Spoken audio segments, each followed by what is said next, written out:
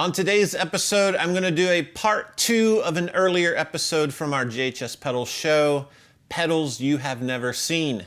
My goal today is to stump you, to mystify you, to make you see pedals that you did not know existed. Here goes.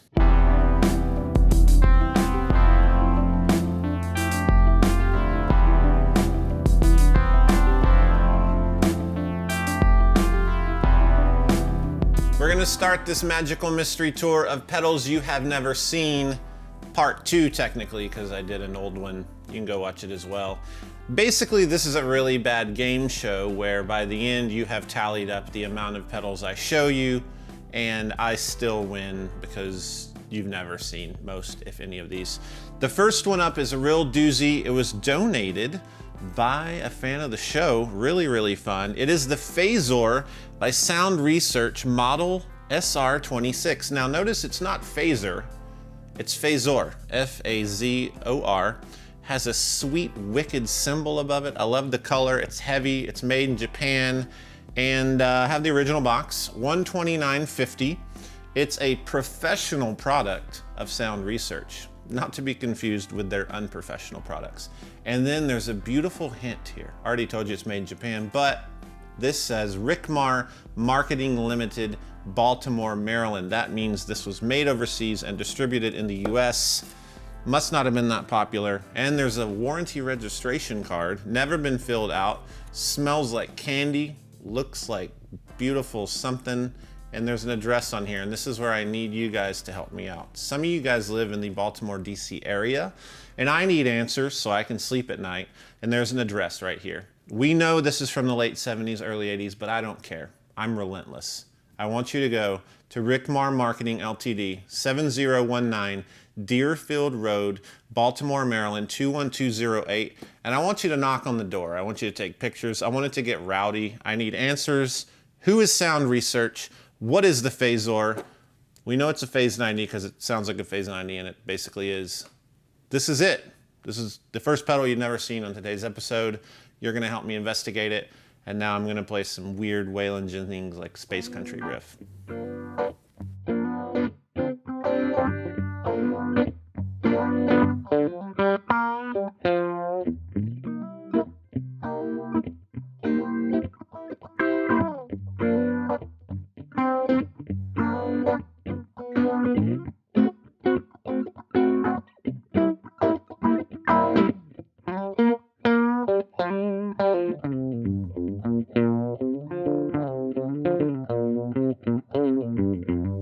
This pedal is from the 80s. It's from a company known to make guitars. They did make some pedals, but no one ever really cared. And this is a hidden gem, dare I say a fantastic pedal. It is the Washburn Stack in a Box, the AD3. You'll see this enclosure, same foot switch, exact same knobs, different brands. One that comes to mind is called Q-Tech.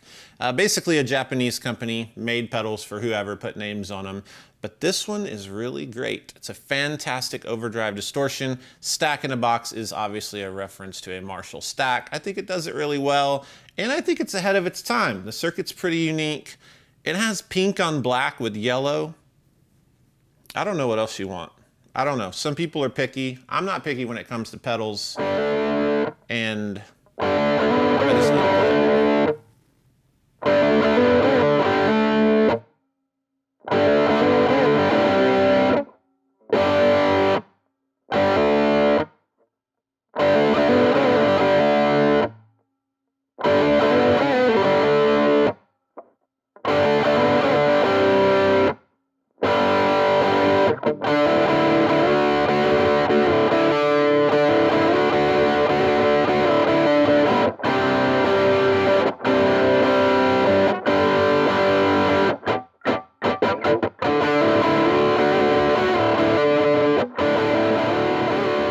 Sometime in the very late 90s and the early 2000s, Danelectro had a Guitar Center limited run edition of 3 pedals. I don't think they were seen anywhere else. I honestly don't think they were ever seen. I stumbled across this one. I wonder where the other 2 are. Some of you might know, but I doubt you even know about this one. It is the Black Paisley Liquid Metal. It is a ferocious, mean, hostile, and very strange pedal. When I first saw it, I thought, is this some weird early 2000s Brad Paisley signature pedal? I plugged into it and it was the complete opposite. It would be like zombie Brad Paisley had a pedal. It's based around the Fab tone, I think, but then I've also been told it has some of the grunge heart going on there. But then it has an octave switch on the back, like the Buzzbox. And it has a crazy mid-range switch. The point of this story is, I don't know much about this. The person that made it, when I text him, doesn't know. And I know you don't know. You don't know anything. But you're about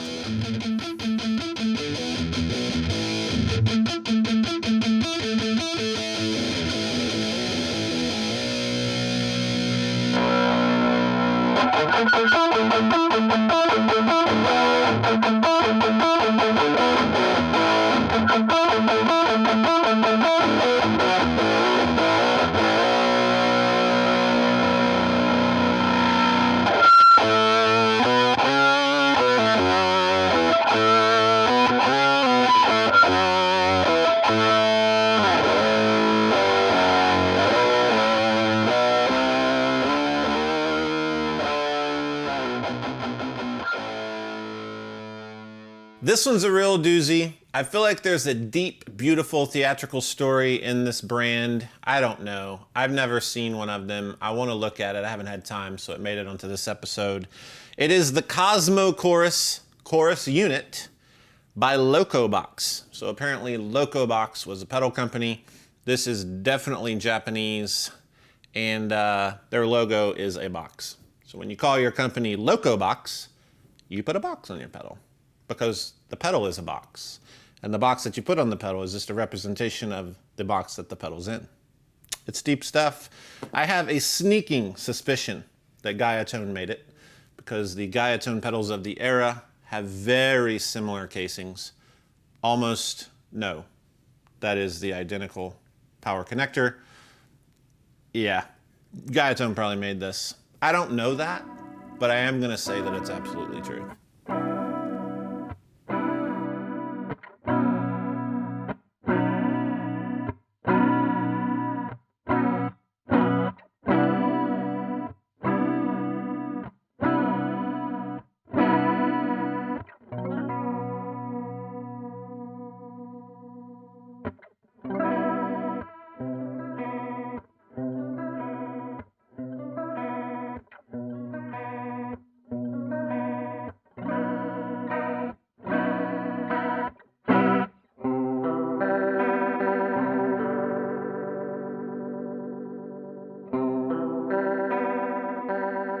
There are certain pedals in my collection that I can't read. I'm not sure what country they're from. They work sometimes they don't work. I forget I have them. They get accidentally thrown away. They end up on my desk. They end up back home. They come back to the shop. I see them on Instagram, and I'm reminded I have that pedal. This is such pedal. I don't know what it says. It's definitely Russian. It has the weird European and Russian connectors. It was converted over to 1/4 inch. It has a power jack that nothing I own will fit into. It has a piece of fishing line attaching the toe down to the treadle. It has a knob that just turns constantly with no beginning or end. It has switches that are massive. And it says Bebe. So this is the Bebe Fazor, I think. I'm gonna try to let you hear it.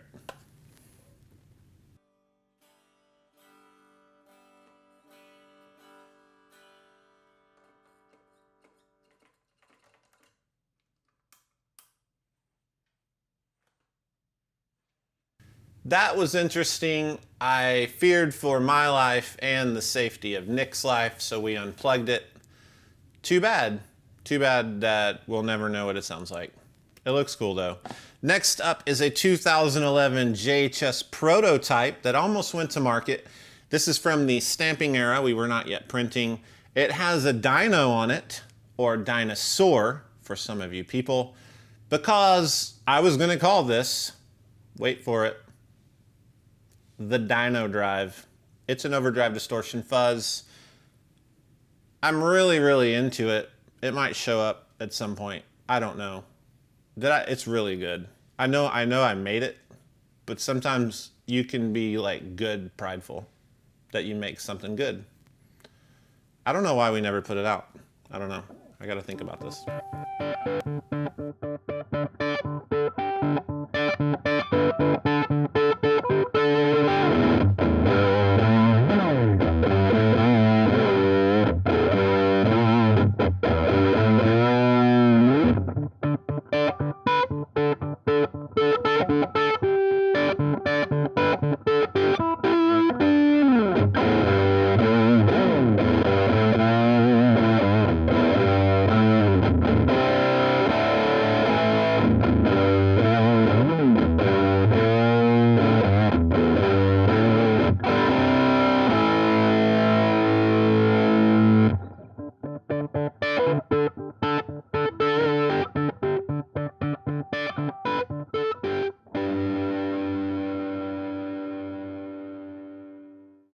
This next pedal has been on the repair benches of different JHS employees more than any other.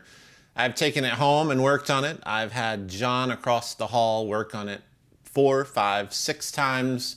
It works and then mysteriously does not work. We're about to fight with it and see if it will turn back on. It is a very cool Japanese-made pedal. It is the stereo rotary Effector RT3 by Firstman International with depth, speed, and direct volume controls. It is, in fact, an analog Bucket Brigade modulator pedal that is made specifically to replicate a Leslie organ. You have a fast, slow switch. I'm gonna be honest. If it turns on and works, I'm gonna try not to touch it because it's finicky, it's fragile. It's like a needy friend that never gives back. And I don't even know how many volts we need here. If this turns on, it'll be a miracle.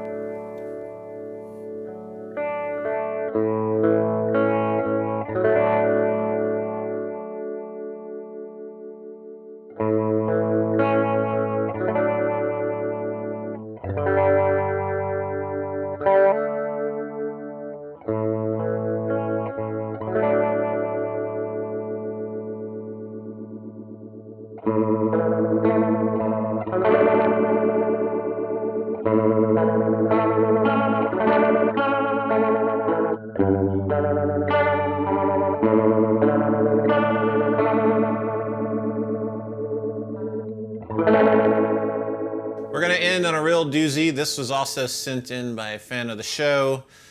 It's amazing because it has all the boxes, all the papers, all the stuffs. It's the Pocket Rocket stage pedal, made in the US by CB Labs. Presence drive output, crunch and punch buttons. You get to punch a punch button. In and out jacks, of course. Warning, use regulated adapter only. It has a really horrible foot switch. Let's talk about the packaging. Pocket Rocket stage pedal, 990 Housatonic Avenue, Bridgeport, Connecticut. That's the home of rock and roll. 06606. Designed, engineered, and manufactured in the USA. Look at this. It's still together. The perforation has not yet perforated. It's amazing. When tone matters. When does it not matter? That's their first problem. Order an official CB Lab shirt. I've never seen anyone wear a CB Lab shirt, but now I'll be looking for it every day. There's so much I want to say. It's a Fruit of the Loom shirt, available in XXL through medium. Free sticker. Oh, there's so much. There's so much. Here's the manual. I know you want to hear it, but this is fascinating. The Pocket Rocket stage pedal puts the over-the-edge cranked-up tube distortion, amp distortion circuitry pioneered in the award-winning Pocket Rocket headphone amp products in a highly versatile, easy-to-operate stage pedal. That's exactly how they wrote it. It says for professional stage use, although it can be used in the studio.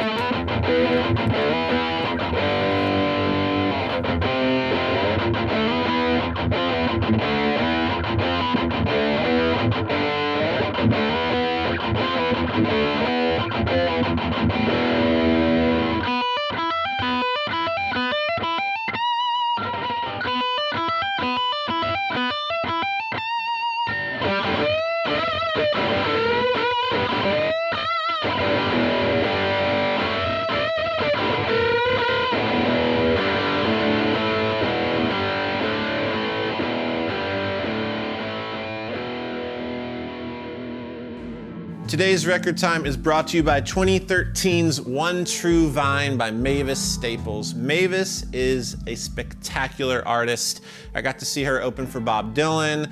She's part of the Staple Singers. Her dad is Pop Staples, so you need to check all that music out. But this album and the one following and even more of her work recently is just fantastic. It's something that kind of opened up to me. I'd never really listened to it and I wasn't aware, but this record is produced by Jeff Tweedy of Wilco. It's recorded in the Loft in Chicago where they do all of their music. The engineer is Tom Schick. He's amazing. He's done Norah Jones records, all kinds of stuff that fits in a very kind of folk rock genre that mixes with her gospel roots. Really great. Spencer Tweedy's on drums, one of my favorite drummers. My favorite tracks are Holy Ghost, Far Celestial Shore, and One True Vine. So this is a masterpiece of like Americana rock and gospel. It's a really like multi-generational record and it's amazing, all the people involved. So check it out in the comments below. Let me know what you think about it. And then let me know your favorite record with some gospel roots. I think gospel music's really important to rock and roll, the blues, on up into modern things. So let's talk about that. Check this out. You're gonna like it. I promise. I guarantee it. Thanks so much for watching this episode. I hope you enjoyed it. I do want to fill you in on a little ditty that's exciting. I started a hashtag a few years ago on Instagram. It's called Pedal You Have Never Seen. There is a pedals you have never seen, but that's not me. I didn't start that one. And you need to go to Pedal You Have Never Seen. It's really fun. It's mildly successful. So take a picture of your pedal and put it on there. Go scroll and see all the other cool pedals. It's just exciting. I like to learn, you like to learn. So let's go do that together. I might put a new one on there today. I also want to give a big shout out to the members of our Patreon account. If you're interested in that, getting an exclusive video every month, some exclusive offers and giveaways, then click that link in the description. Jeff Spencer, Tanner Pope, Dallas Henry, Roger Lavelle, and Presley Press, thank you so much for being a patron. You're awesome. Also go to thejhsshow.com for new t-shirts, all kinds of fun stuff.